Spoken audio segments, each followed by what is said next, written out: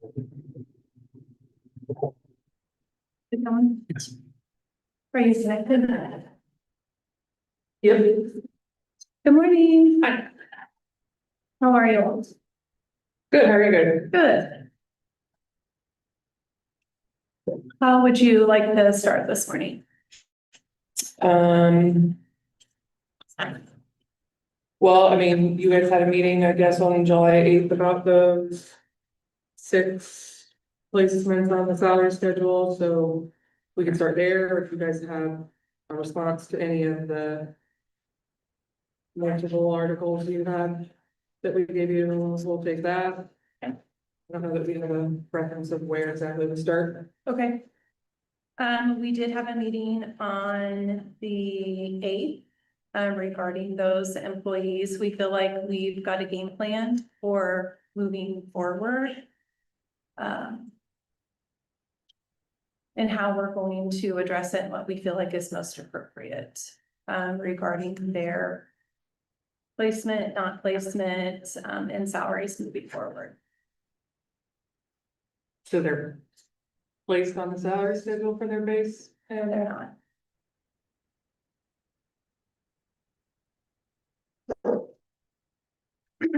And I really feel like at this point, the conversation probably needs to move offline. I mean, I don't It's disagree, a but small we started amount the of conversation employees And in October and November and we're still here, so I guess. I that's where understand I'm that. At, like, we did have the conversation offline and it still didn't get solved. I understand that the timeline has taken longer than you would have wished, but we are working on it. Okay. I was wondering if you had reviewed the language cleanup document and if that was something that we could work on. So we had talked about removing the individual class prep from page 7 from Article 2, and that looks like it didn't get removed.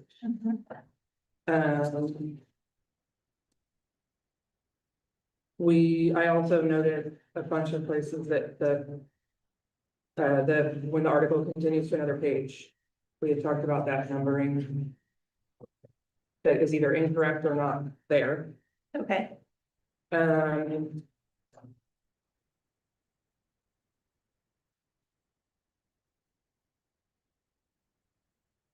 On page 26, we had moved the principal approval and the 4 and 5 basically had moved up under the flex hours thing, but I thought we had agreed to change principal to building administrator. And that looks like it didn't get changed.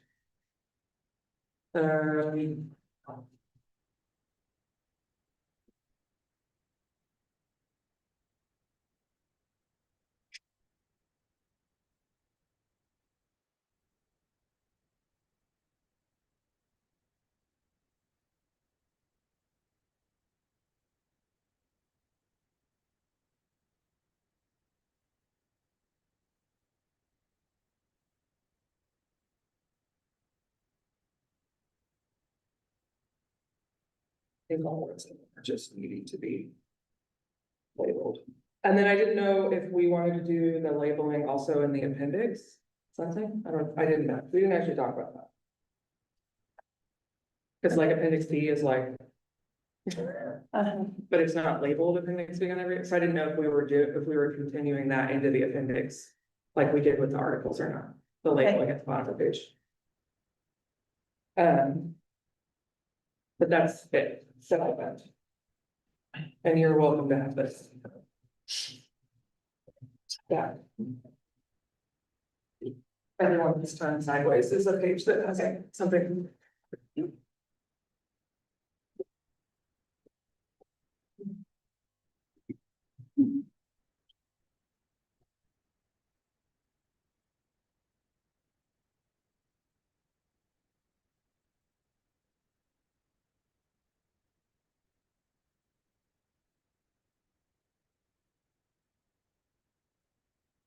Your Article 31 proposal regarding the counselors.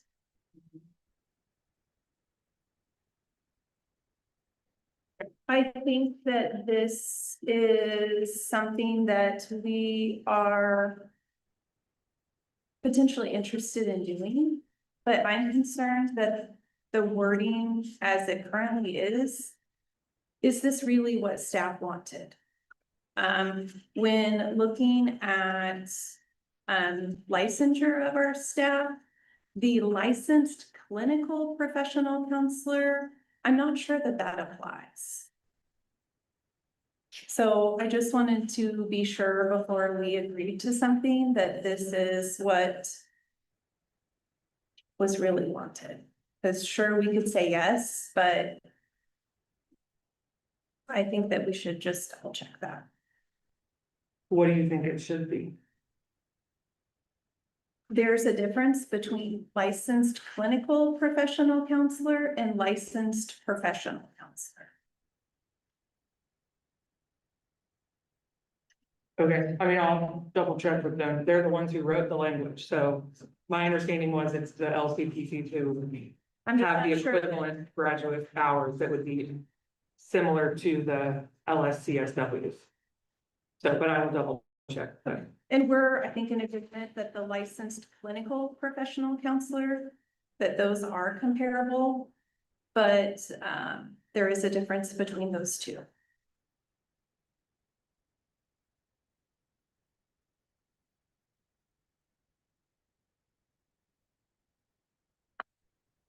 Okay.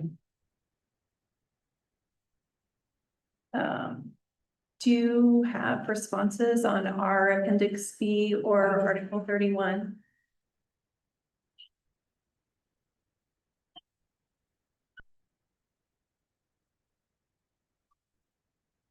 I mean, I think our stance on appendix B is we would like to put all of them in.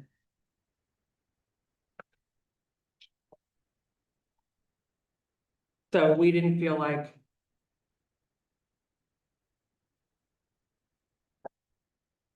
in reviewing them that they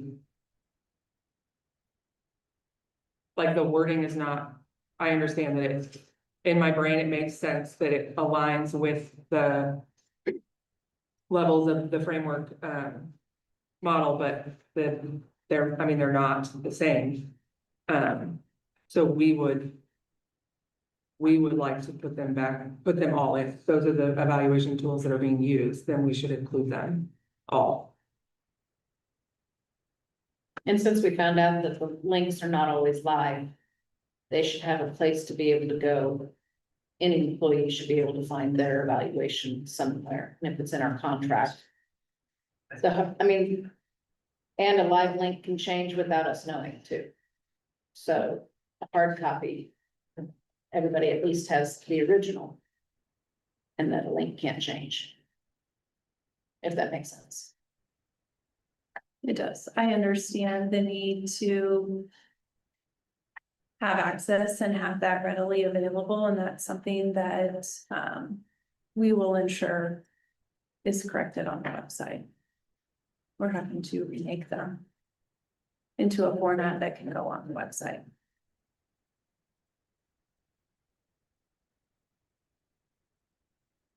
Article 31.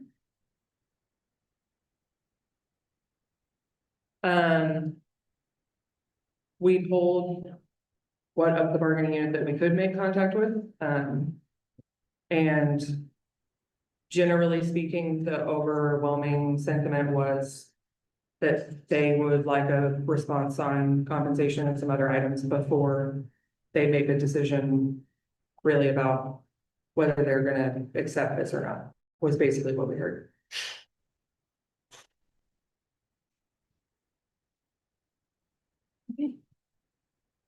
We do have a response to your Article 36 proposal. So I'm Dustin, for anybody who doesn't know, sorry, I said Mr. Minky left. They asked that I join the team. So in regard to that, for the most part, the determination of the amount of coaches is made based off of, so there, every athletic director submits the numbers of participation each year to Debbie Ashmore over here at Hummer. She collects that information for the start of each season and the end of the season, how much they started, how many they started with, how many they ended with, in all sports. She provides that to me, at the end of the year, and then we go through the ratios, on the allocation sheet that we've used for a long time for that. I was not aware that this had been an issue. I have one athletic director, I think it was the April 27th PD day. The middle school and high school athletic directors got together to have a meeting about some things. I attended that at the beginning just to check in with them and have a little conversation about how things are going. One athletic director mentioned some of this, but nobody else really had much to say about it. And I've not heard from any principal about this. I did tell them I would look into it as we do allocations this year. And that they have enough people to cover the things that they're doing, but this was really a new thing to me. And even at that meeting, only one of the 6 of the middle school folks even mentioned anything about it. The rest of them really didn't have anything to say or any complaint about it. So I don't want to speak for my athletic coordinator or activities coordinator, excuse me. But she has said that she has spoken to you about the numbers that are allocated don't really match what coaches would actually use for a team. So I think, no, I don't even want to say the numbers, but the numbers that are given for one coach is not how many they would actually carry. That number is much smaller. So then those extras of those kids are pushed to the other team. Well, if you don't have another team to push from JV to B team because you don't have 3 coaches, you're either making a very, very large JV team, or you are having a JV and a varsity being coached by one person and the B team is going to another site coaching. So that's why the middle school coaches really think it's imperative that we have, if we have 3 teams, we have 3 coaches, regardless of the breakout of numbers. If that makes sense. I understand that. Okay. That it just isn't something that's part of this process. And so I'm looking into that. I will address those things as we do coaching allocations, but we don't really negotiate the number of coaches. Okay. And so, I mean, right, we don't negotiate the number of coaches, but we absolutely negotiate the compensation of those coaches. So I think from our perspective, I don't know if you watched the videos from last sessions, but we erred on the side of preserving safety over, because the other option was that we asked for those coaches that are coaching multiple teams that wants to have an additional addenda, because they are doing more work than just what, you know, if Landon has, for example, has a varsity JV and a B team coach, and the coach at, I don't know, French is doing varsity and JV, and then you have one doing B team, like that one coach is doing more work than the other ones for the same amount of money. So, but we felt like what we really wanted to focus on was the safety aspect of having that additional, I mean, really, that's what it's about, right? Is we want the adult there to watch the kids. I And make don't sure everything's disagree safe. with you about any of that. So I mean, In the way that there's one athletic director that mentioned it that day. Nobody else, including yours, mentioned that at that time. Well, maybe And- not that particular time, but And that discussion hasn't been around. I have 3 teams and only 2 coaches. I've never had that discussion. well, you and I had that discussion after morale committee. We had, Yeah, yeah. okay.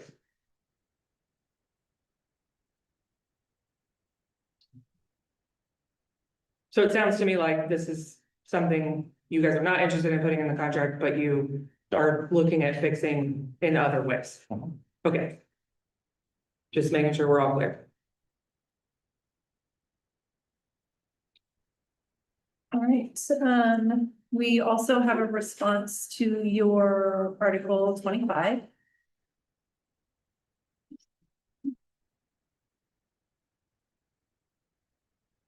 So at this time, the calendar has been set. Calendars have been printed. I don't think this is something we are interested in looking at for this year. However, I do think it is a topic of discussion for the academic calendar committee that meets in starting September. And something that we can notice for next year's conversation. And if the concern is around, because I know one of the concerns at the end of the year was around the 4 days and people with addendums and having to work, be off and then work, come back. I think those are things that, again, the academic calendar committee can take a look at and see, and if needed, can reconvene right after or right before spring break, and we can look at how we address the end of the year. But right now, it's late in the game to change the calendar for next year.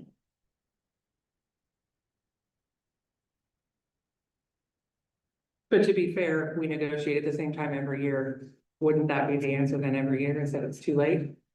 Not, I don't think, if the academic calendar committee studies that, talks about it, and discusses it during the creation of next year's calendar, and we look at that as we're moving forward and create a calendar that has those considerations in place. And potentially, I think the outcome of all of that is perhaps we both notice that article going into next year. It's I don't- not, I don't think it's something that we oppose talking about for a future calendar. Right, I just want to make sure, I guess I want to make sure in my head that the way I would interpret that is then that we are potentially asking the bargaining unit and the board to then vote on a calendar that's not in accordance with what's negotiated in the professional agreement. Because we would potentially be introducing a calendar to them with less days, less instructional days, less duty days on it. And then if that's the calendar that passes, I don't know that we can pass that. Does that make sense? Well, I think there are ways in which we can look at the calendar, where we can create a calendar that then adjusts to was it 186 days? I think we can look at the calendar where that can be noticed in the voting, like this is what it looks like if it's 190 days, and this is how it would shift if it's 186 days. Or potentially 188 days. Whatever it would be. I think we're more aligned on this issue, and maybe it seems we agree that we want to work on that too. There needs to be a process and to give our students, families time to adjust, staff to adjust. And if we were to, through committee work, make some decisions for the next calendar, that can always be worked out with an MOU or some sort of agreement with the bargaining unit. I mean, as the person who has to organize the vote around an MOU, it's not as easy as it sounds, but. I mean, so yeah, I mean, sure, we can, but it's a whole nother ratification vote after all the lawyers have legalized the language and made sure that we've swapped it 5 times back and forth and everybody's agreed to every period and comma and number and whatever. So it's not as easy as, I mean, I do a full ratification vote every year for all of this. So I guess my thing would be if we're more aligned than not aligned potentially in that, then and our calendar already affords for us to potentially have extra days off at the end of next year, is my understanding of the calendar that was passed. I don't understand, I guess, why this language couldn't potentially be looked at either as like not a sunset, but like a. Starting in the future. Thank you, yeah. Like an in effect on this year, whatever language, or potentially just look at removing those days that we already are potentially looking at removing at the end of the year right now, if we don't use our inclement weather days. I mean, I feel like right now is more notice than we give them when we don't use inclement weather days. And as someone who plans summer school, it's really difficult to figure out when the start date can be, when you don't know when the end of the school year is. So As someone who also plans summer programs, I understand what you're saying. I will tell you, I believe that this next year's calendar, the end date does not interfere with the start of June for the start of summer programs. Even if we went 190 days. I just, at this time, we just printed the state of the district calendars. The calendar has been published. It is not easy to switch a calendar before the beginning of the year either, and to make those adjustments. So again, I'm going to go back to what Mr. Eastern said. I think we're closer on this than it might seem, but this is something we would like for the academic calendar committee to discuss and propose as a collaborative option for the 27-28 school year.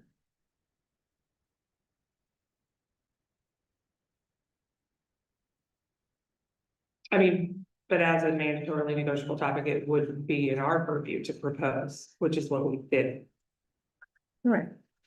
And I'm saying we would like at this time to not move forward with Article 25 and to have the academic calendar committee look at it for the 27-28 and how we can adjust the entire calendar, not just the last 4 days in the future calendar.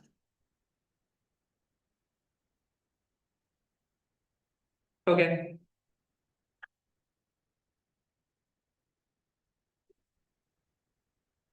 All right, and we also have a response on 43, 44. We sat down and looked at Article 43 and 44 again, and agree that there needs to be conversation in regards to what this looks like. At this time, we are not willing to move forward with 43 or 44. However, throughout the meetings, the monthly meetings that are had, as well as morale committee, we think that that would be an excellent topic to take a look at throughout this next calendar year. To have a real conversation about what works for all of the staff.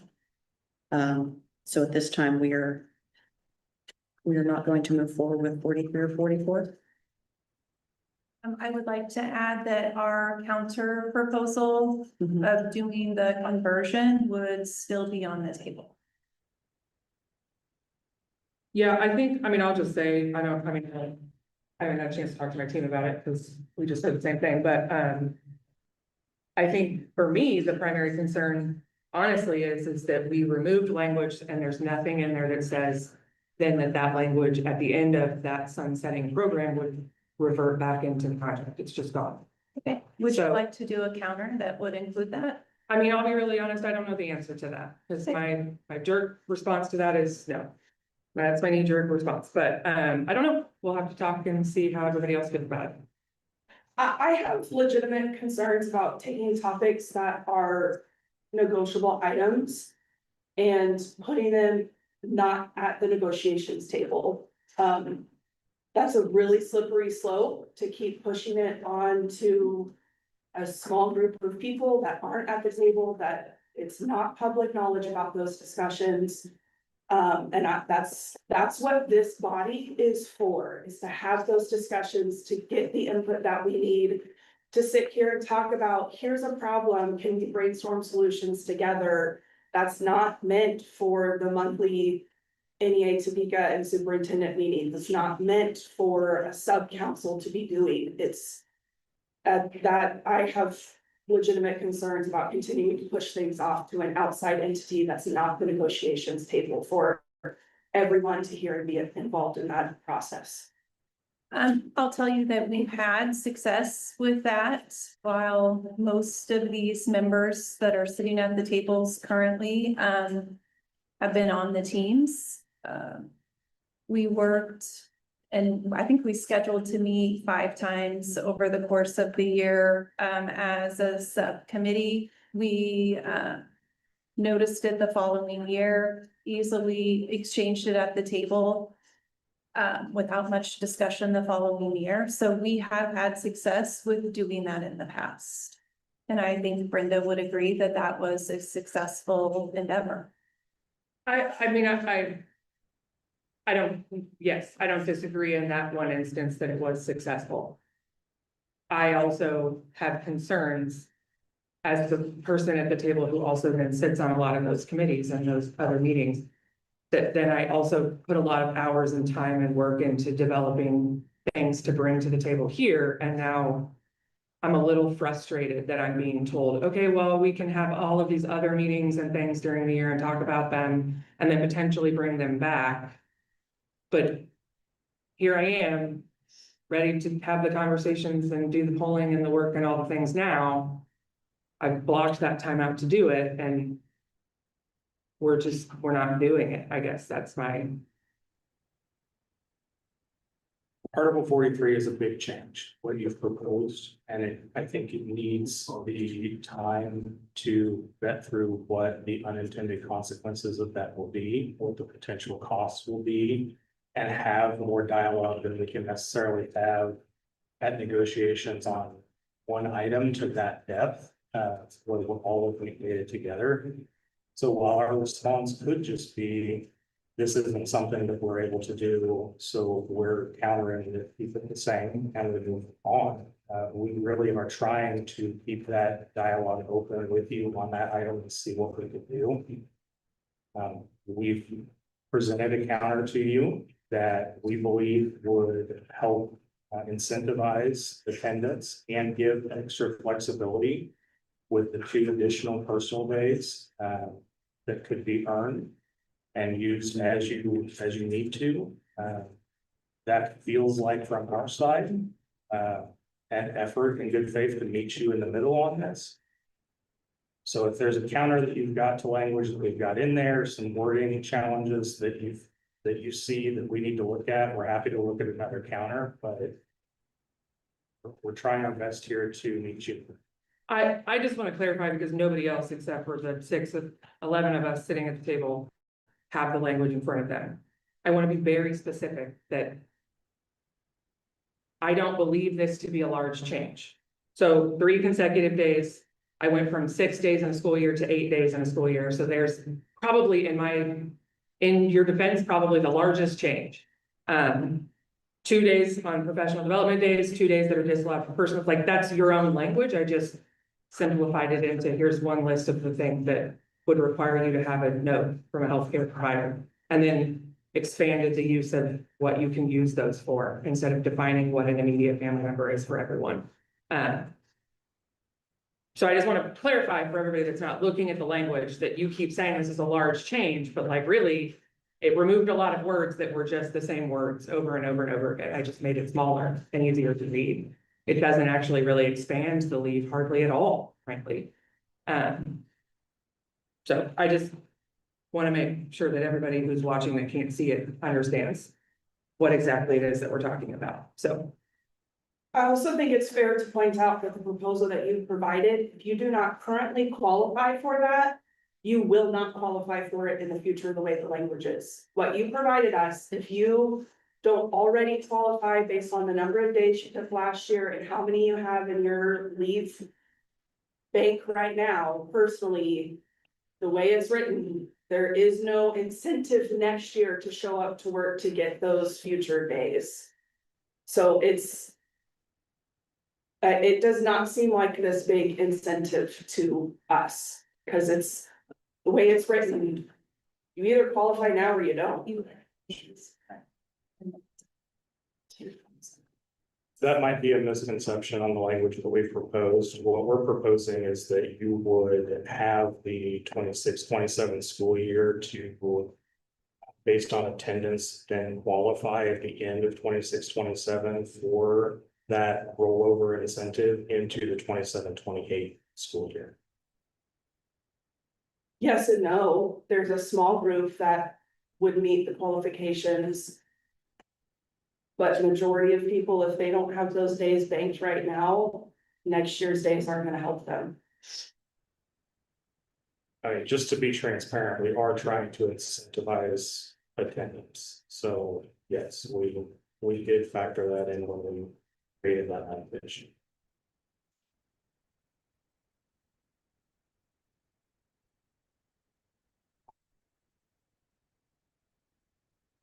Okay.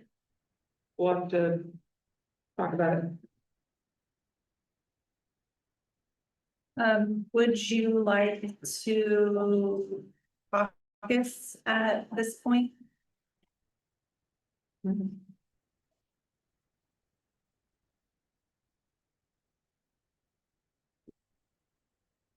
I mean, I think we would.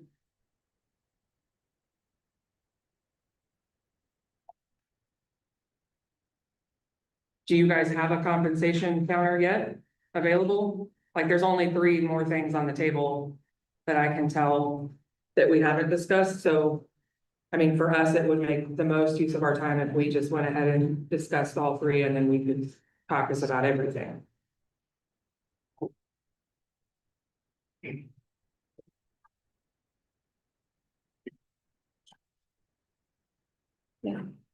I'm wondering, did you have something else that you were wanting to pass?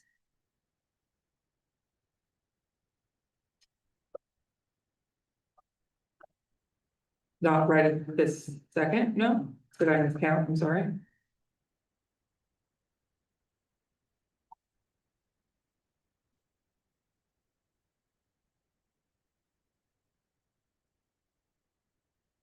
Yeah, this is good, so it's 2.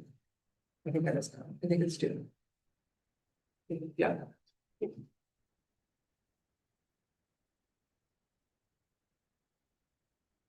Our preference would be to caucus, and discuss the things that are currently on the table.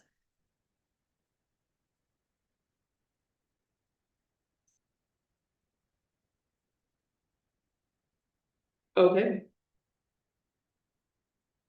What time would you like to come back?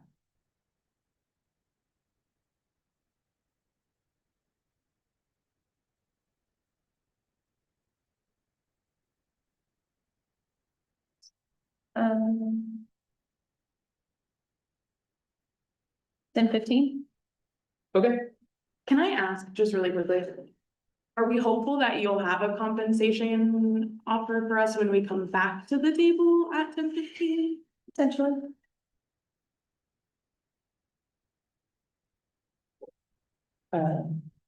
can you, and turn the video on?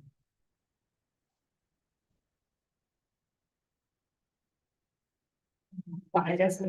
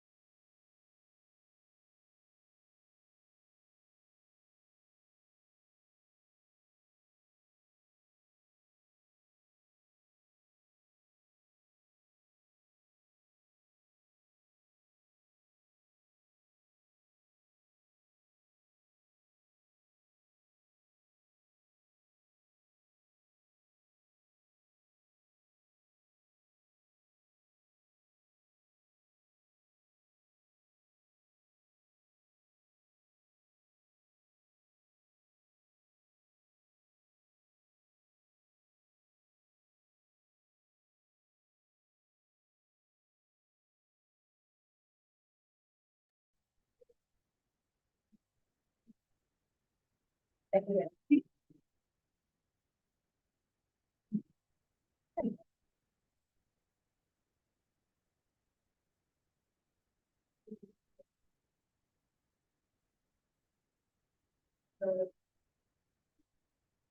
ready? We were able to discuss our Appendix B proposal and your counter offer of adding all of the rubrics. Our preference at this time would be to pull our Appendix B proposal.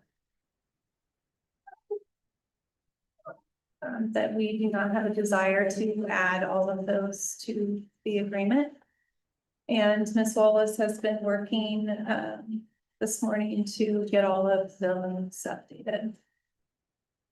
Those were, when we shifted websites, I think I shared this before, those links didn't get sent, so we have downloaded them from Talent Ed. Had to break the PDFs and are reformatting them, so they're being linked one by one as we go to.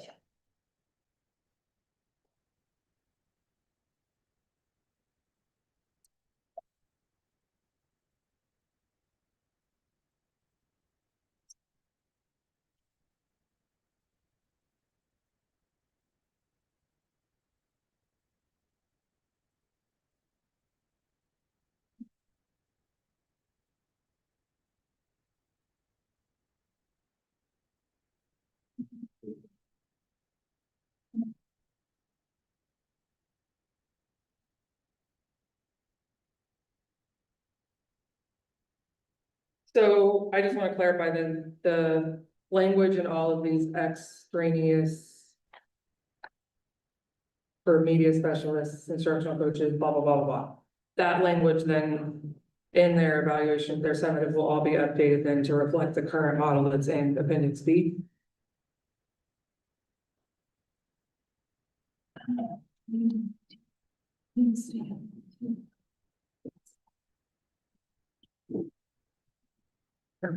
I was working on the report. Yes, I think we want to update all of those. Okay, because right now it doesn't look like it.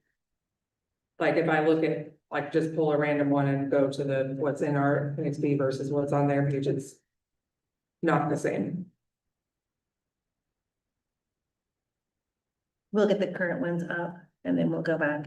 Revising them will be a process, probably pulling a small group of people together to update each of them. Okay. Okay, We generally include, like when we created these separate rubrics, we included, it's the media specialist, we've included a few media specialists in the creation of the rubrics, so we'll include them in the revision of the rubrics.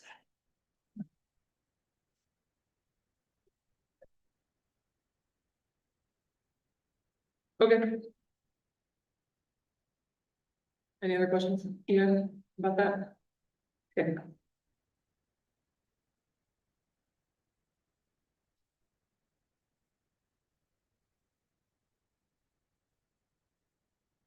Did you have an updated counter proposal on 43, 44?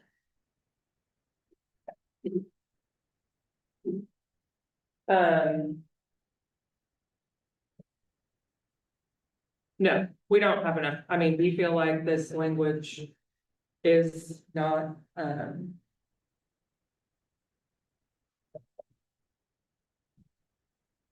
it's not fiscally burdensome. So we don't really know how else to change the language and still achieve what we feel like we heard from the bargaining unit was what they wanted. We feel like we've reverted back as much as we could and still fall within the parameters of what we feel like we were told they wanted. So we don't have a counter to that. Okay.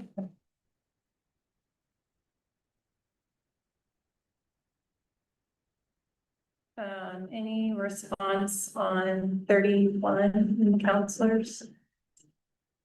Our understanding on the counselors one is that those that would encompass. My understanding is that counselors now, their degrees require 60 hours of the graduate college courses.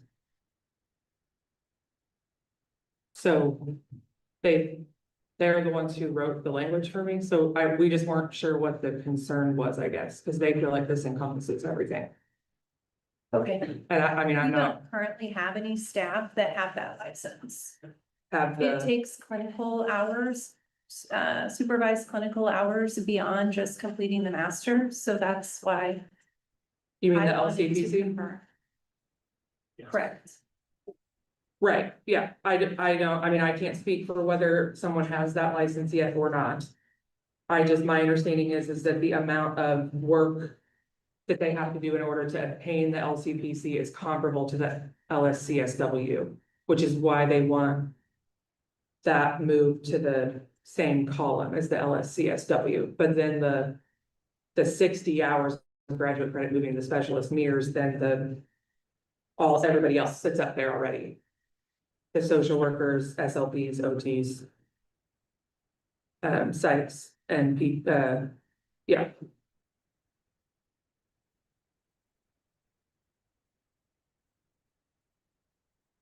Okay, we'll have to have more conversation around that. Okay, I just wanted to be sure before we move forward with that.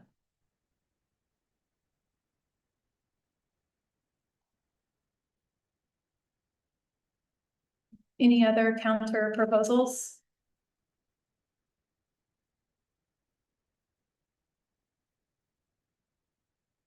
I don't think that we have counter proposals so much as I think, generally speaking, our team is a little disappointed in feeling like we put in a lot of time and a lot of energy and a lot of work into developing our notice letter and then our proposals every year, and then doing the legwork to make sure that those things meet so many requirements in between the original proposal and what we finally land on, and to be told over and over and over again that those are conversations that need to happen outside of this table. It's disappointing. And I have a concern about the language currently in the calendar committee appendix. I don't think that you can create a calendar that does not have the requisite number of days, because it says that it cannot exclude the mandatory topics. And if you change the number of days on the calendar in the duty year, that would be a mandatory topic that's being changed in the parameters. I'm suggesting that we create a 190-day calendar that has the flexibility within it for it to be easily shifted before calendars are printed and the year is getting ready to start. Not that we would create a calendar that has fewer days, just that has some flexibility to be more easily revised. Right, I just am concerned that given the language that's currently in the appendix, I don't know that you guys should be having that conversation, I guess is what I'm saying, Okay. at the committee.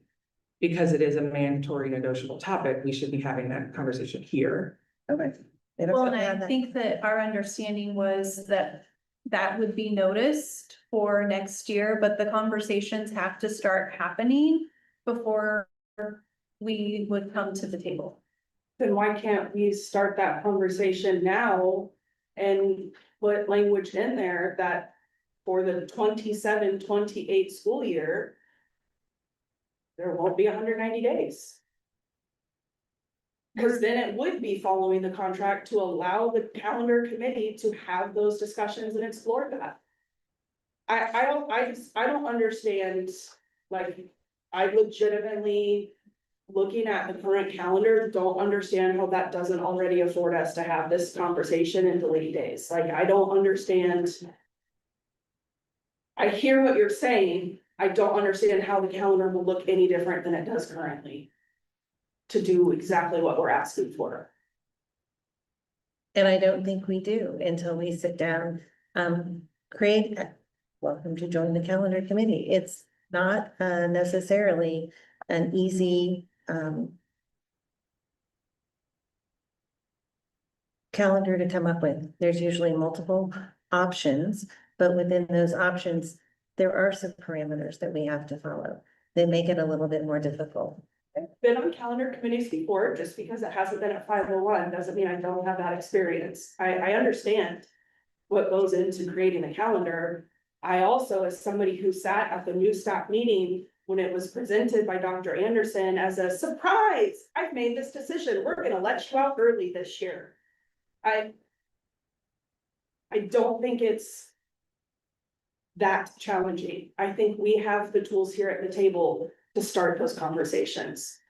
Especially if we want to make it not for the 26-27 school year, but the 27-28.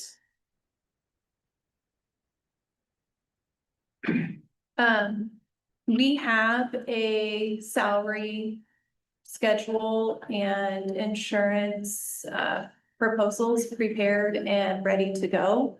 Those are based upon a 190-day contract.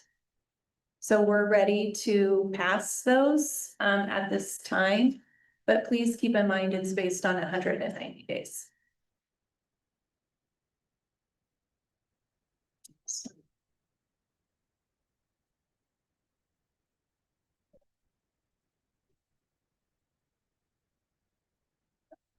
We might have to. I only have 5 people, so if you printed 6, there should be 5.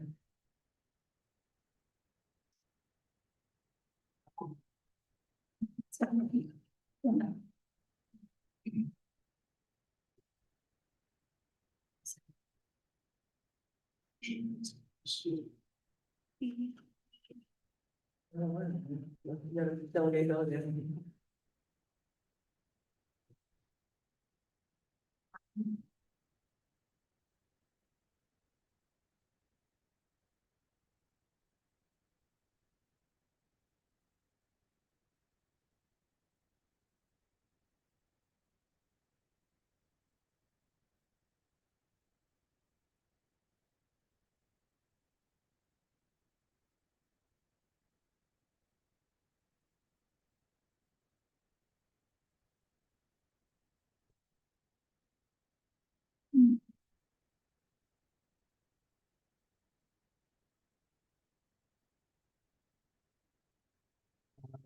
Yeah. That will be the simpler one to explain quickly. We were not far apart from the amounts that you had proposed in Article 38. We just updated our counter proposal on that one to with the latest numbers that we have now that we're ready to go into open enrollment for insurance. The amount change in there is 652.34 will be the district's contribution for the single D health plan for the 26-27 school year. And we just updated that throughout here for what the employee only amount of contribution is for the other plans A through C as well. So it follows, I believe, mostly the changes that you had put in there, but if there's any questions, yes, no.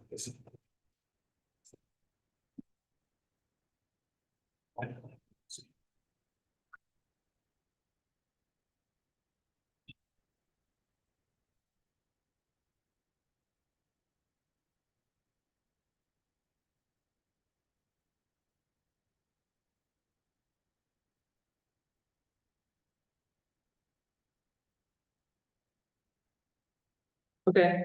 Good on that one? Yep. All right, moving to the salary schedule, we began with some of the framework that you had put in with yours. And then applied the budget parameters that we're going into, which is here. We were fortunate before Mr. Minkey left to be able to have his report on the budget and outlook for next year. So with those things in mind, our counter does change the percentages proposed somewhat. We apply the same percentage to every step of the scale, as your site had proposed. We do think that that more fairly compensates all levels and all columns of the scale, so we're in agreement with that. The amount that we were able to put towards the base came out to 2.315%. That's an oddly specific number, and I'm sure you noticed. But the goal of that with step movement was that it got it so that no person moving on the scale for next year would receive less than a 3% total increase, which we believe both fits our budget and is fair and equitable for what we will be able to do for other employee groups. We did also address adding another step to the bottom of the scale, step AA, or the 26th year. While we can't go straight to 30 steps and give multiple step movement, adding this step ensures that no one would receive no step movement this year. Everyone would be able to move forward. And budget permitting, hopefully we may be able to continue that in the future. Unless they are in the gray, so apologize. Those gray columns, just in the bachelor's degree columns, that did not affect them.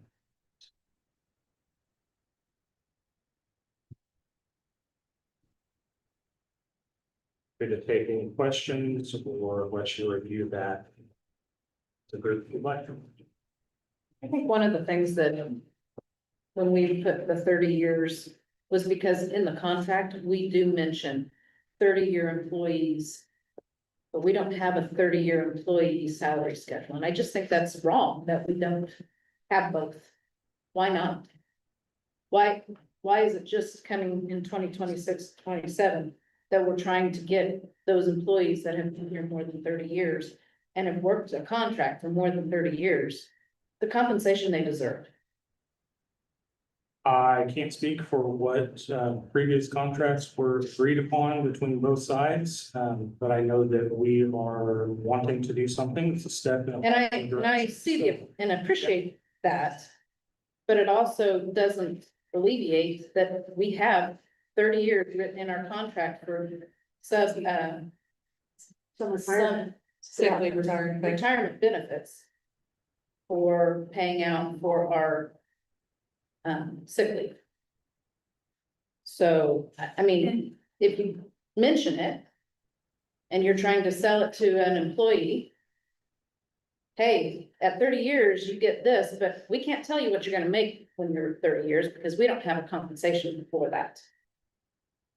And that is something that we worked to address 2 years ago, I believe, when we looked at Article 35 and the longevity. If you look at that, it goes to 40+ years because we know that we have employees that have been with us for a long time. And to show appreciation, we significantly increased those longevity amounts, which do apply to those folks. So it is an effort by moving to 26, but financially, we always come with the proposal that we feel like we can afford and ratify.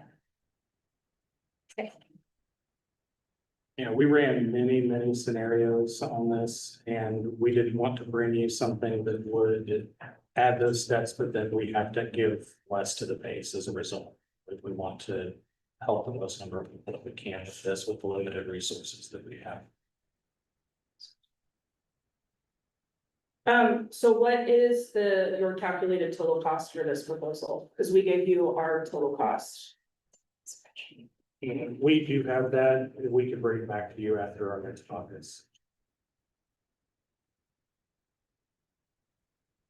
I mean, we take into account employees who have resigned or retired, add in the new folks. We look at where every single person falls.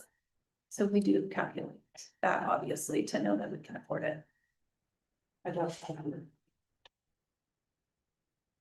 Yeah, just a call back to the budget presentation that think he was able to give us last time that we met. You know, the key things that we've got to remember is although the state is giving us roughly 3% additional to the base state aid per pupil.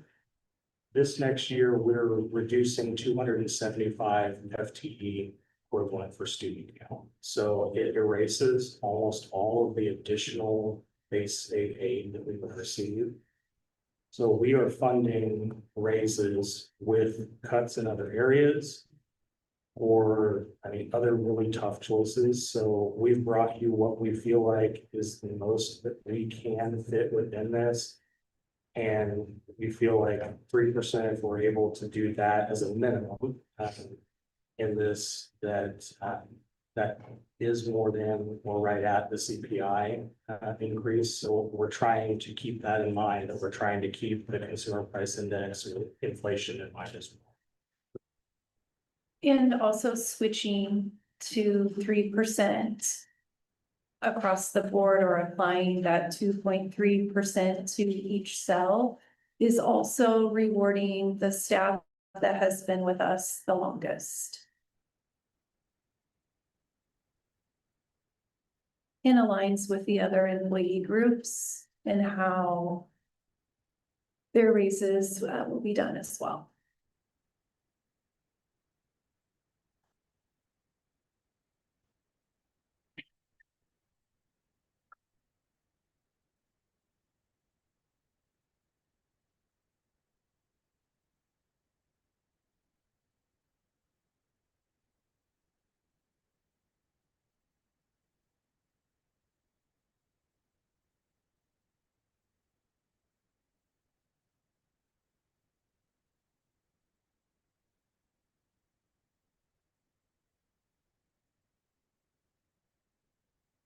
Any other questions?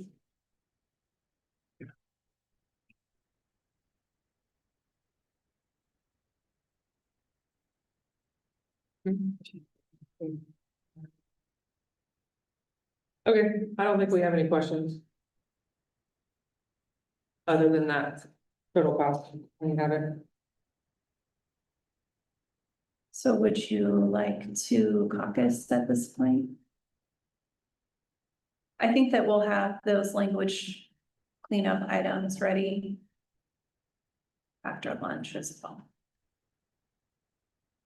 Yeah, so you wanna caucus and then go to lunch?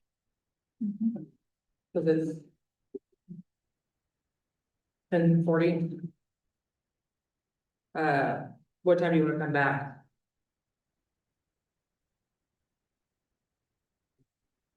12:30, Okay. does that work for everybody? Okay.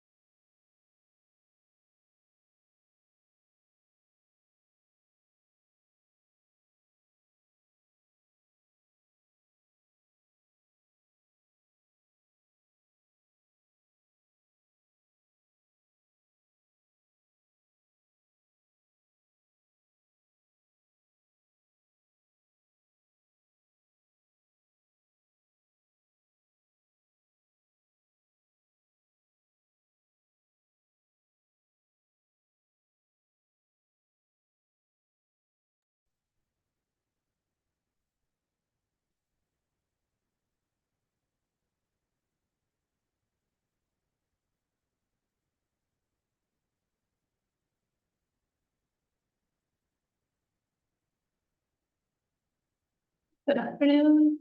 Hi.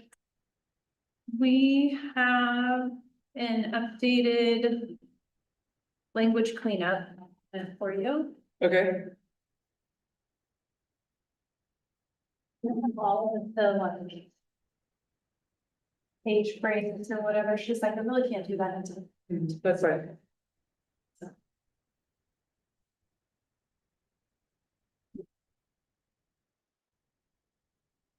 And then we changed the principal to the maintenance trainer. Okay.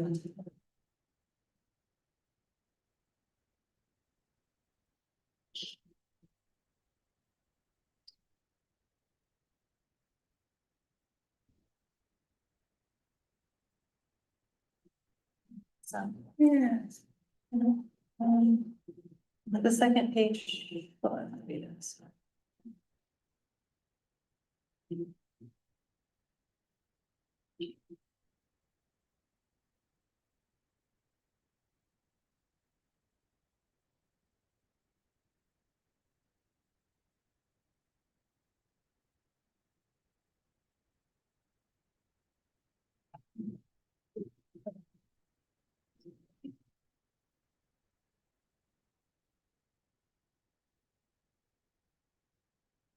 We have a little cleaner version of your Article 31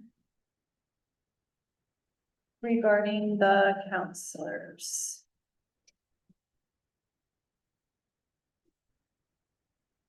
To just, I think, more easily include the counselors into the current language that's already there. There's a list of school social work, speech pathology, school psychology, occupational therapy, physical therapy, or school counseling. And then where it says LSCSW or licensed clinical professional counselor, LCPC. And then we also included further down in the article under B, additional hours. In that last paragraph, to qualify for placement on the 9th column of Appendix A, the professional employee must have secured a doctorate or hold a current LCPC or the LSCSW. Versus kind of having it separated down as well. Okay.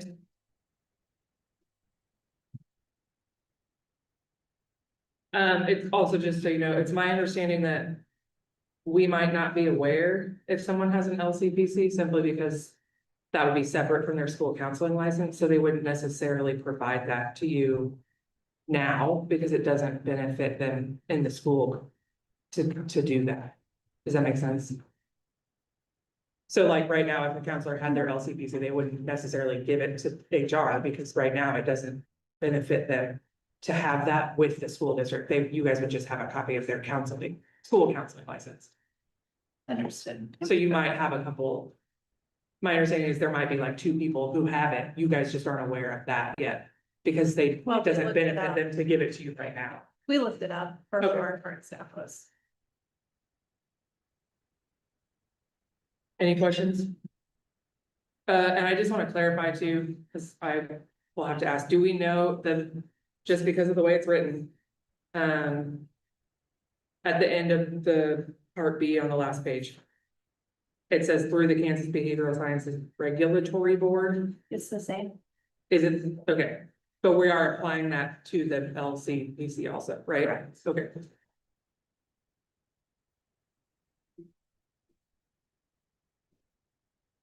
Okay.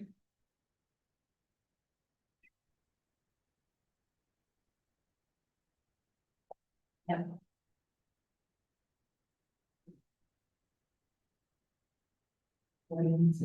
William. Okay, do we have, the number I requested on the total cost for your salary proposal? Yes. So, this is just the adjustment to the base and the step movement. for all employees, and we have done our best to make estimates based on when staffing is full to include new employees and those who have left. We came to for salary, $1,775,718. And the health insurance increase for Article 38, that kind of goes hand in hand, was $2,205,960. Or just under 4 million total.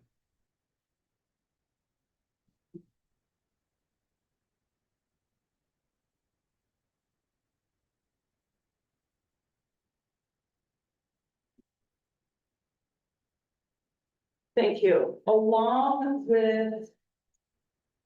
Sorry, new papers here. For the insurance. Just to clarify, I know the current language has always only had that Plan D single amount of what the district will cover, so that 652. Are you intending to continue the tiered process of employee child would be a little bit more, employee spouse a little bit more, and family, the district would cover more? We made no other changes. Those are the numbers that we edited in Article 38 are the only change.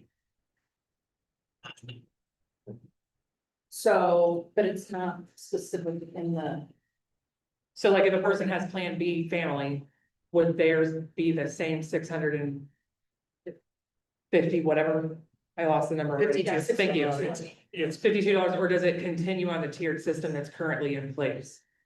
Like it would be slightly it more. was like previously, it was 600, 650, 660, and then 700. Are you planning to continue that process of an adjusted amount? Do you have those dollars? Just 1 minute.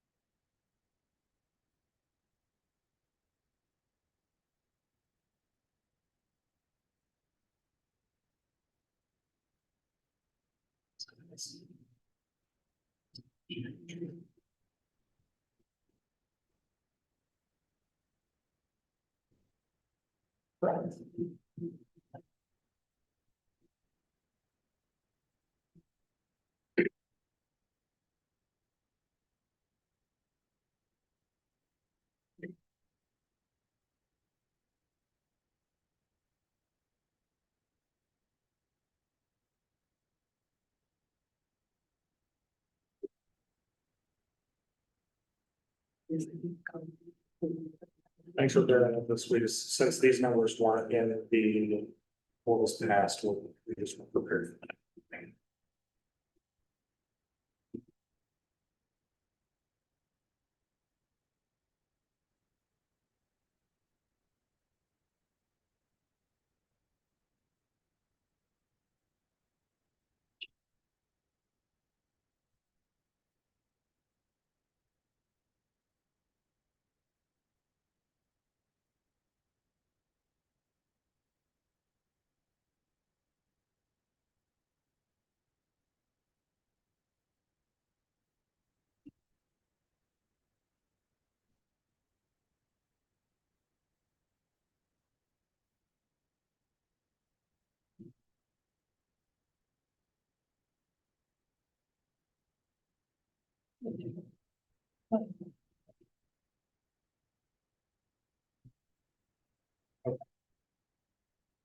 Apologies, I spoke earlier, so the adjustment did follow the others, and that brought the employee plus children contribution to 702. Like for a Plan A, for Yeah. instance. Well, they were all tiered the same. It didn't matter if you had A, B, C, or D, so. And then employee plus spouse brought it to 712. And family to 752. Okay, perfect. Thank you so much. Which Also, just to clarify, while we have this pulled up, that has the district paying 77% and the employee paying 23%, like overall. For health insurance for all employees.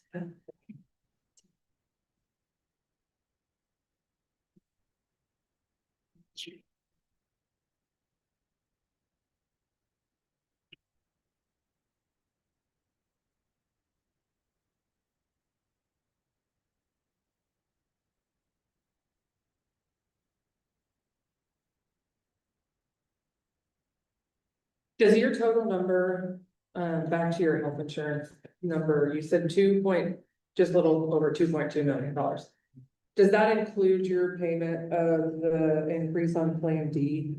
I assume that's all encompassing? Yes. Okay, do you know what that is without the Plan D information?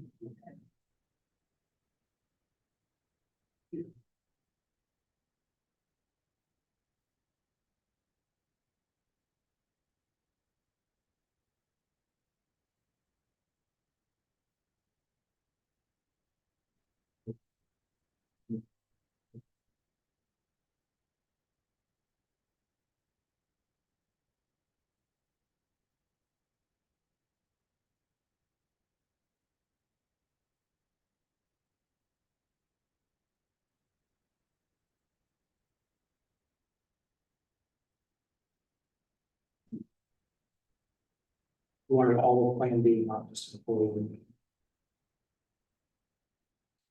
Yeah, like exclude Plan B from that, cause like we didn't agree to cover to a catastrophic plan the district did, so like when we did our number of increase, we didn't factor Plan D into it because I didn't agree to that. From the bargaining unit, that was done through other negotiations with the district and the health insurance company. On Plan D only, which has 652 employees on it. And the increase in our contribution is $44,994 per month, or $539,934 per year of that increase. Okay.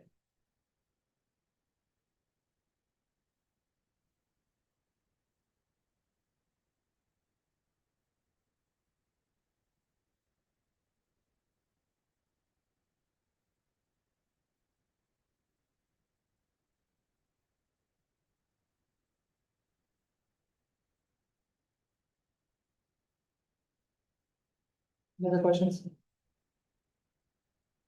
I guess, cause it looks, I'm assuming you have some spreadsheets open, as do I. So far, numbers have matched kind of what we were anticipating.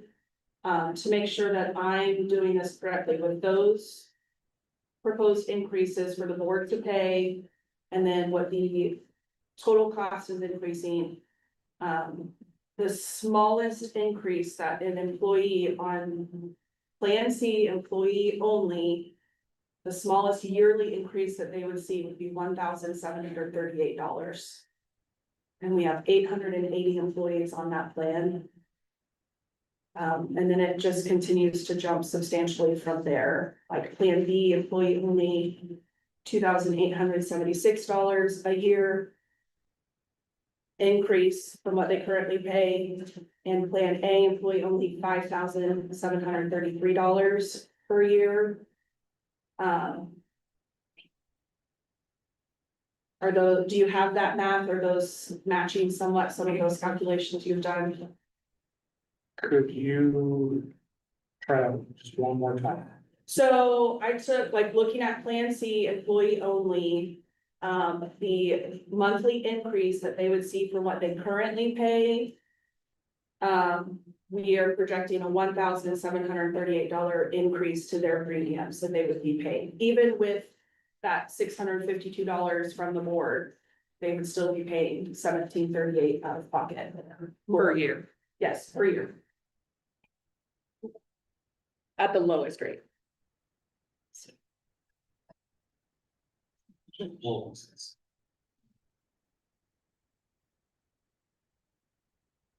On Plan C, employee only, the employee portion would be $144 a month.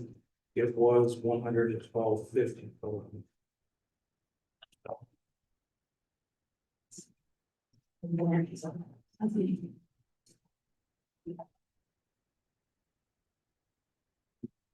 $31.50 a month increase times 12 months. I've got $378. Okay, yeah, so mine was the total cost of that. If I stated that wrong. The increase is not 17, but their total cost would be 17.38 compared to what it was last year. Yes, okay.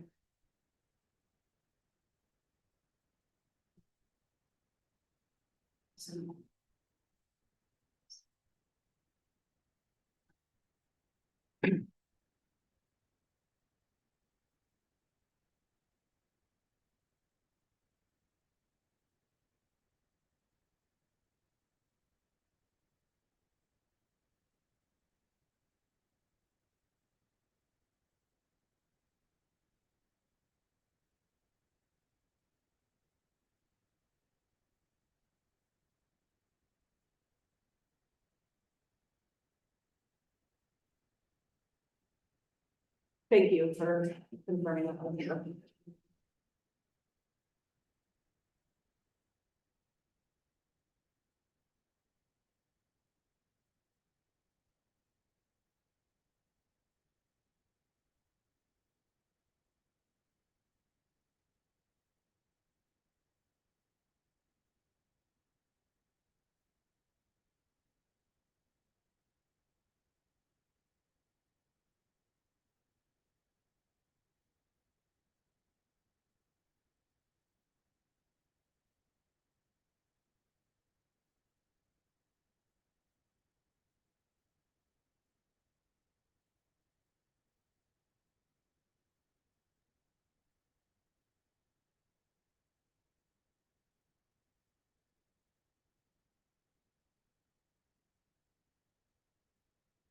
Brenda, are you all thinking you would like some additional caucus time? Or what are you thinking?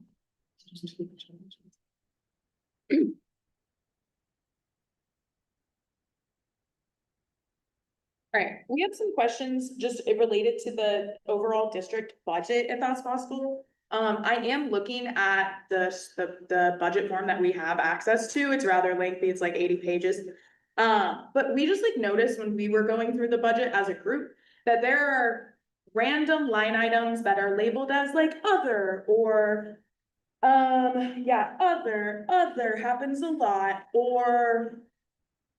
Let's see, transfers, we don't know where those transfers are coming from or where they came from or why they ended up where they got.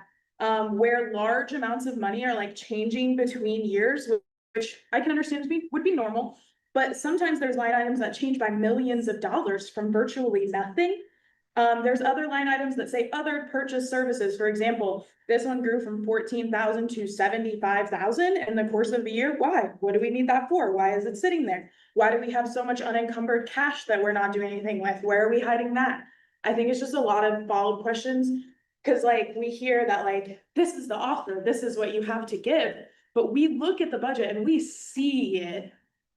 And so we're just curious, like how some of these decisions are made, why they're moved to other, what is other, where is it coming from? Why are some of these jumps double or more? Like, I think we're just curious. I can take that one. So, let me address transfers first. So in school finance, most of your funding flows into the general fund and then is transferred out to other funds. So think of it like it goes into one bank account and then you have to split it up into your other accounts to be spent. Your legislature does this because they want to make it look on paper like you've got more money than you do. Because you record revenue both when it goes into the general fund and when it's received into those other funds because of the transfer. So on your budget form, if you're looking at the code 99, you're gonna see a number at the bottom that is your total budget with and without transfers, that's one. We were able to get that in to help be more transparent to the public because it's confusing, obviously. When it comes to items that may be coded as other, so you're talking about the portion of a budget code in school finance called the object code. That's what tells in state reporting what the purchase is, where all the other parts of the budget code mean other things. There are hundreds of those, and they really get down into a lot of detail. I mean, supplies is different than paper in those codes. And we do our best to code things so that it is clear for the public when they look at it, but also knowing that things can change between those two. So if mid-year we decide that we need to spend more on books than we did on copying paper, for example, that kind of transfer gets made routinely. But we do our best to estimate based on prior to year expenses, what those should start out as for the state budget document. Ones that are marked other are things that just don't have an object code for them. So even though there are hundreds, there are going to be expenses that just don't neatly fit into one of those boxes already. That's a pretty limited list, but you're talking about things like the transfers, for example, are kind of in other category. And I'd have to really get into some specifics to show you. I'd have to. I would have mentioned like lines and stuff, but I know you probably don't have it like readily available, Yeah. so yeah. And what can happen between years that could cause one line to go up and another line to go down? Just like I talked about with transfers throughout the year, we decide we need to spend more on books than paper. The next year, we're going to use that information when building that budget again, those prior year expenses, and build our starting point budget based on that. So you're getting a more accurate picture based on what your prior year experience was. There are also times where things are just identified through the budget process that really they fit better in a different line. Either the object code needs to change or the function code needs to change to just more accurately reflect what that expense is for state reporting. So it gets complicated, and I'd be happy to go through more examples if anybody who's interested, but really it has to do with all of those account codes being used for state reporting because they want to be able to show in their data archives how we spend every dollar. And we do the best that we can to make sure that when we're putting in a PO, we're using the full budget code that matches what that expense is. Thank you. Hopefully I hit all the parts of that question if I missed anything. Do you know how much you spent on certified salaries in the 25-26 school year? I think we might have that handy.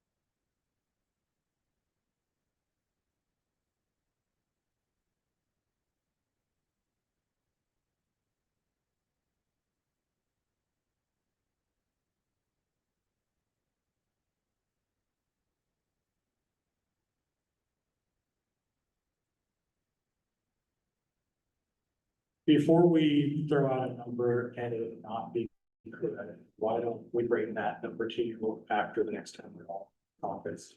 I know we're just looking at that, so we've got something that's probably close, but I just would rather be sure. Yeah, thank you.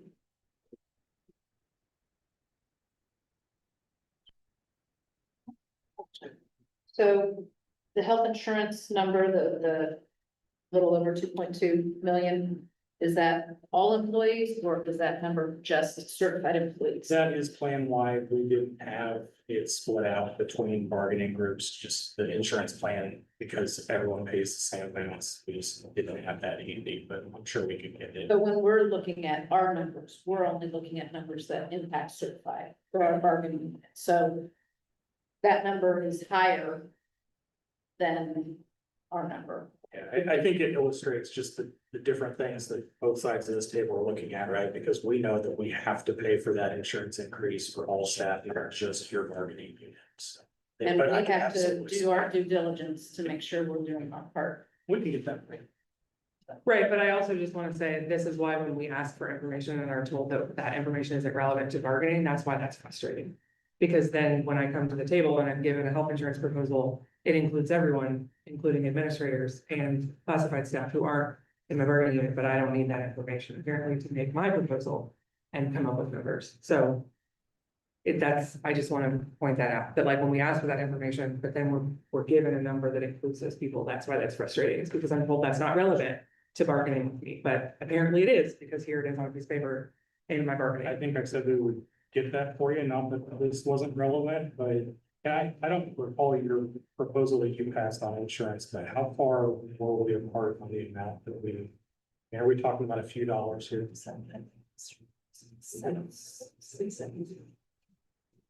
I think we did 670. Yeah, I think usually. Oh, yeah, we were still. So I just wanted to point out that we didn't come back with something that was really far apart there. We really were really close to your number, and this is just what the final came in at.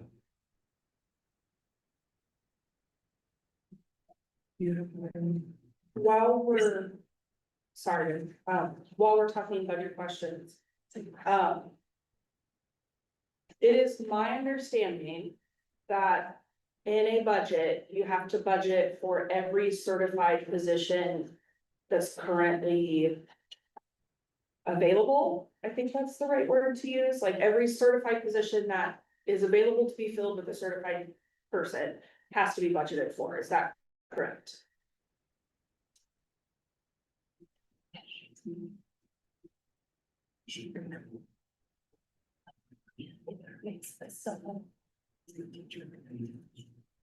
I think you've got two different budget methodologies that you could look at there. One that is commonly used would be based on actual expenses and average teacher salaries, because we don't know a new hire what they're going to come in at exactly. So there is commonly estimates used in many of those places.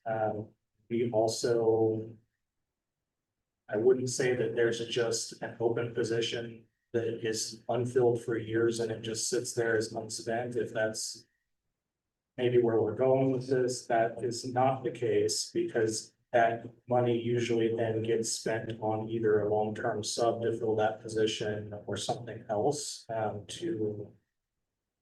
as a workaround to that position not being filled. So I don't know if I can give you an exact answer without an exact scenario, but.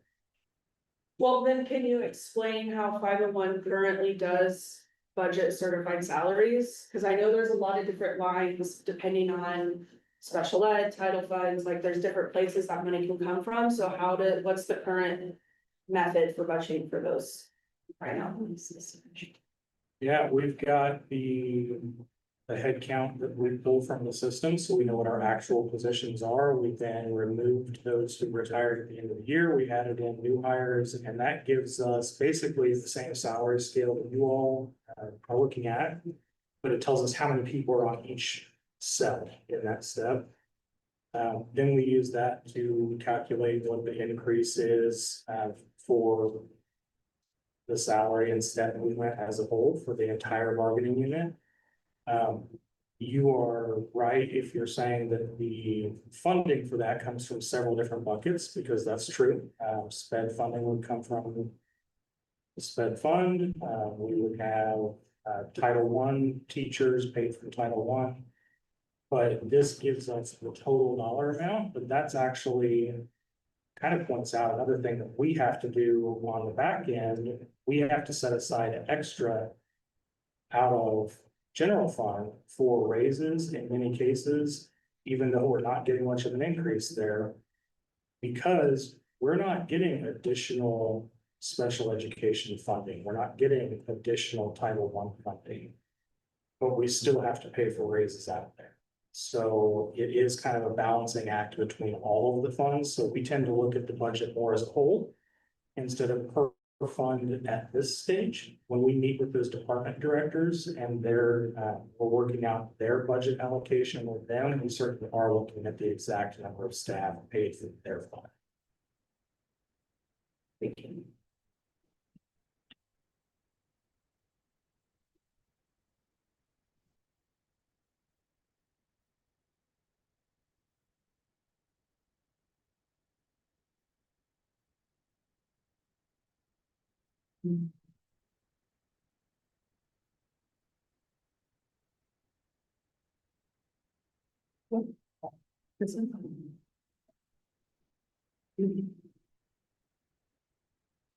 So we have, so I just want, what I heard you say when we did, your salary schedule is you said with the step increase, it would equal out to the 3%. That's why the $511.57 thing is such a caution, right? Overall, it might be more than that because some would receive more, but no one who's on the grade received less than 3%. So we went and just mocked up a counter proposal to that. So we tried to kind of find middle ground between what we proposed and what you guys proposed that we felt like, so this is just a 3% across the board. You guys were at 2.315. We were at 3.96. So we went back and put together a 3% across the board raise on each cell. So that's what Danica has passed out to you. Will you give them that business? With that, we went back to Article 25. We are trying really hard to find something that we feel like is ratifiable, because what we're hearing from people is that your proposal wouldn't be. So we then lowered the number of days off, like that we're taking off, the number. So instead of 186, we went to 188, which is 2 days off the 190. Because the way we kind of look at that is that is not money in people's pocket, but it's time back. So it's a little bit a part of we consider that to be kind of a part of their compensation package. And so we were tried to even out what we were asking for between those two things, between the 3% and then the 2 days off of the total number of days. And then while we were having that discussion, I just want to speak a little bit to like what Billy said about planning and things for the calendar for the next year and stuff. And I just want to be clear that like I think a lot of the conversation that we had around the 4 days off had to do with the end of the year, just to simplify things. But I just want to be really clear that like we don't have a say in when those days, like those 2 days would be taken off. So if there's like a day in the middle of the year that people are gone a lot, if that's a day that would be whatever. We just want to be clear that like we weren't actually asking to lose 4 days from the end of the calendar. So it might be that the end of the school year date doesn't change, that 2 of those days are taken from somewhere else in the calendar. So I just wanted to be clear that we weren't trying to dictate where those days are coming from.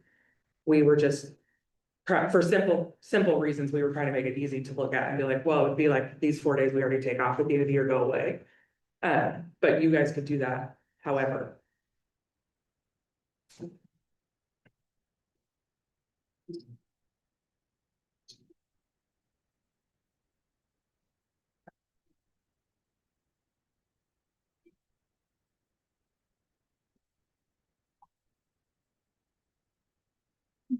Any questions?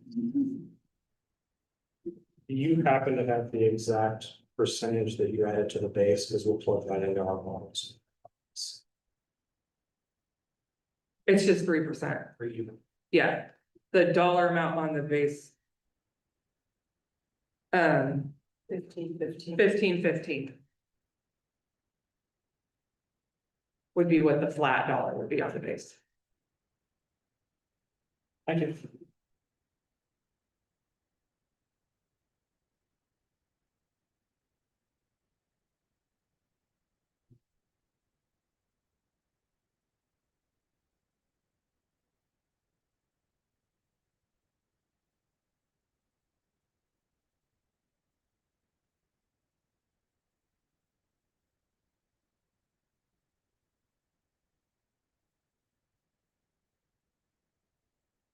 What are you thinking as far as kind of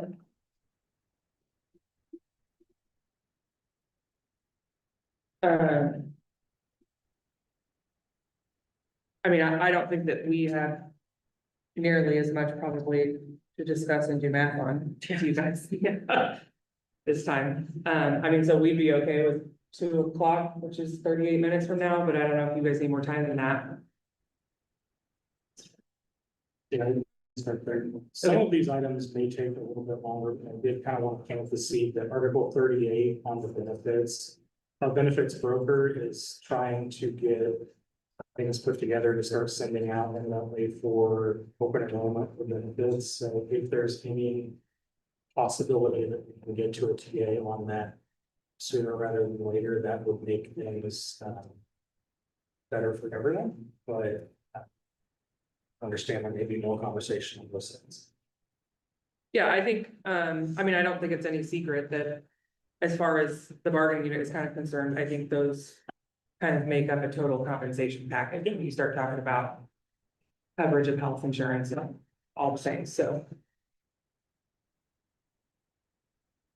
2 o'clock? 2 o'clock. Okay, thank you.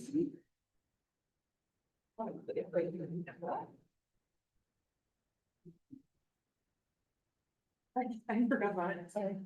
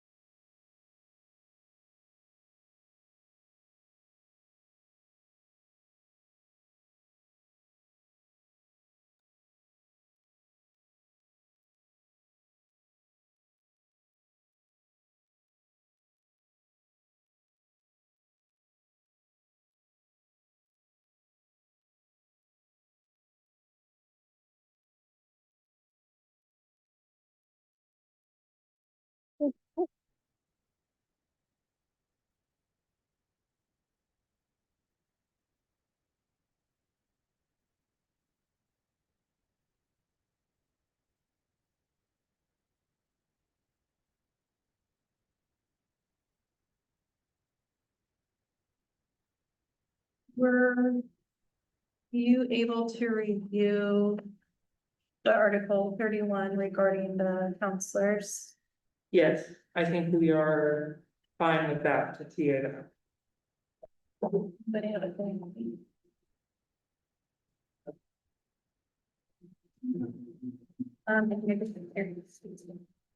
Take a look at the picture.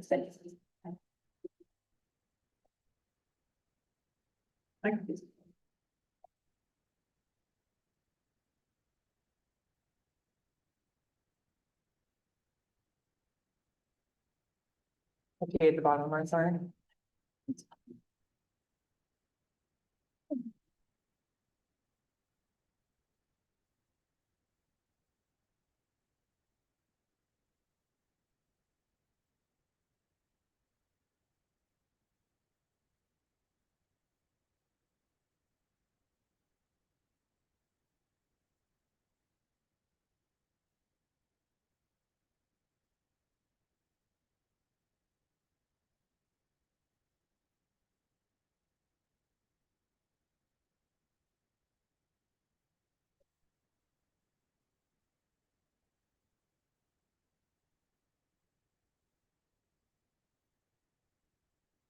Okay, we have responses to your Article 25 and salary schedule. Okay. So, we are not interested in adjusting the calendar for the 26-27 school year. We, would be willing to discuss it during the calendar committee. We would be willing to create two possible calendars and then approve one, with the understanding that if something should change, that we have a calendar ready to go that has adjusted the number of duty days. We had discussed the possibility of waiting until, you know, as early as or as late as May. So that it could be noticed in the letter and then we could start meeting about it immediately. I do think that that creates a hardship for teachers and families, knowing when the school year is going to start and end for the following year.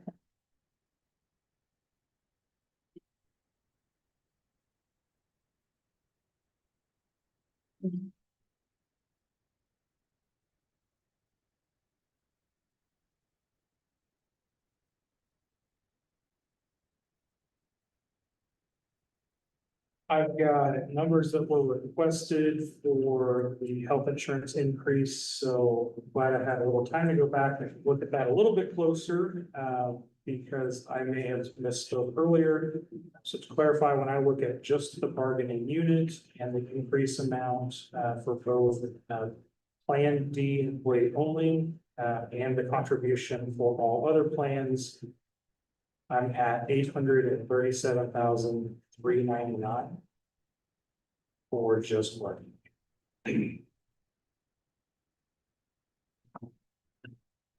So that puts that with our proposal for salary as 2.613 million additional. And in response on Appendix A, which is the salary scale, the district's position is that we came to the table with the maximum that we could bring to you in our counter. And that we unfortunately can't agree to the latest counter.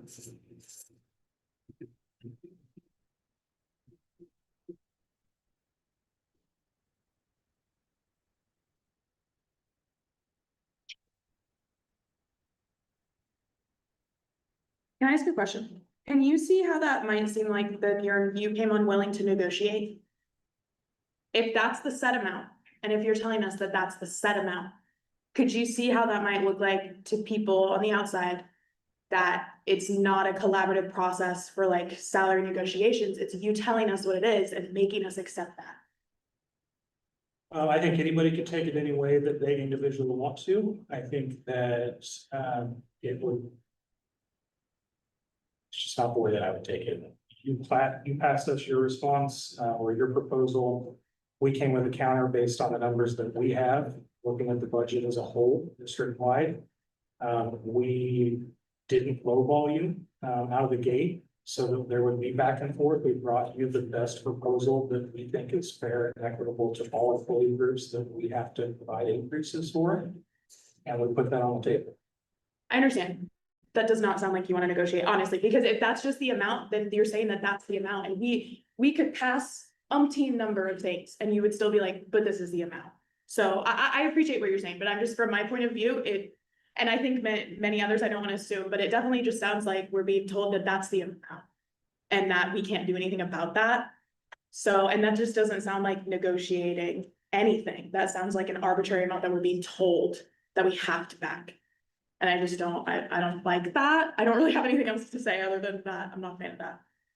The budget is finite. I understand, Not infinite. but we're at the negotiations table though. And so when you say that this is the amount and that's what it is, it doesn't sound like it's negotiable, which is the idea of this meeting. So. Well, because I think philosophically, we want to put on the table what is true and accurate versus us spending time giving you a proposal that's 1.5 or 2% when we know that the budget is 3%. That is not good use of anyone's time. And it's not something that we have traditionally done. We feel like the amount of presenting that is the most respectful way to do that versus playing a game of adding percents here and there. We just did some math, and I'm not good at math, but everybody knows this. But when we were looking at the math, the amount of money that insurance goes up, we all know it. The amount of money you're giving us, and then break that down into 24 paychecks is, for some people, gonna be less than $70 for their paycheck that they're seeing an increase to. And that's just really hard when people are doing the math for us to say, that's the best the district can do. Additionally, the feedback that we got from the bargaining unit, even on this amount, is like, we know that we can't take this. We know that they won't pass this. So I think we also, like on our side of the table, and you have a responsibility to present something to the unit, as you said, that will pass, and they're not gonna vote for that. And they've said that. So.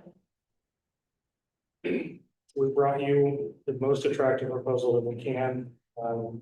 To others' points, the resources are finite, and if we're gonna point fingers at anyone, it's really a numbers thing. We're losing 275 FTE. So there is not additional general fund money like there is in years past. And with the other issues that we're dealing with sped funding, federal funding cuts being proposed, definitely not increases in those additional funds. We have to have the money in order to give you a proposal that includes it. And we would be right out there with you in advocating with the legislature for school funding. Right, which, I mean, sounds really nice and happy and pretty, and of course, we are advocating with the legislature to fully fund special ed and increase the formula and all of the things, just like I'm sure you guys are, but then we don't leverage our full LOB authority, so I mean, for us, right, like that comes off like this is the best we can do, because I mean, money is a finite resource, agreed, but we aren't leveraging everything we could be leveraging in order to have a little bit more of that finite resource. And we haven't leveraged everything we could for a long time, and we're well below the state average, so. I mean.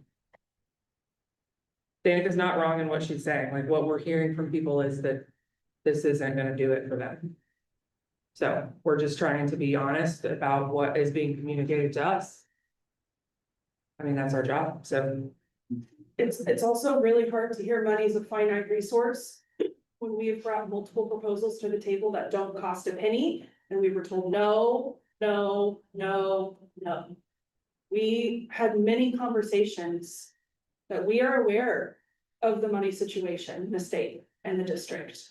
And we tried to bring things that didn't cost money to improve the overall contract to make it better for people to say, okay, I didn't get the $2,000 I really need, but there are other things that make my day-to-day teaching job better. I can give a little to take a little, and we're not getting anything. Well, that's not accurate, because we have TA'd items that you put on the table.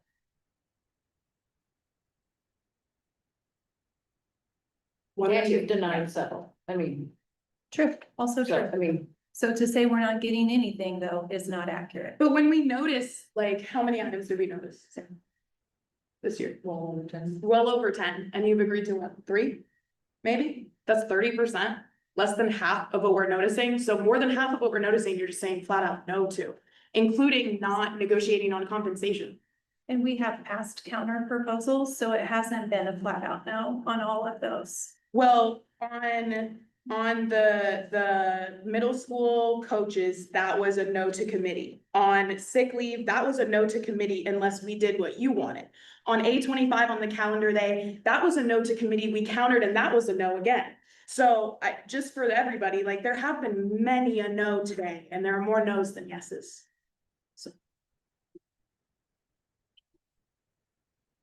I think it's probably best at this point if we just take a break for the rest of the day and come back tomorrow morning. I think, if you can't tell, I think we are a little frustrated.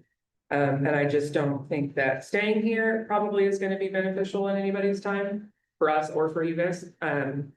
So I think we would like to be done until 9 tomorrow morning, if that's acceptable to you guys. Sounds good. Okay, we will see you then. Thank you.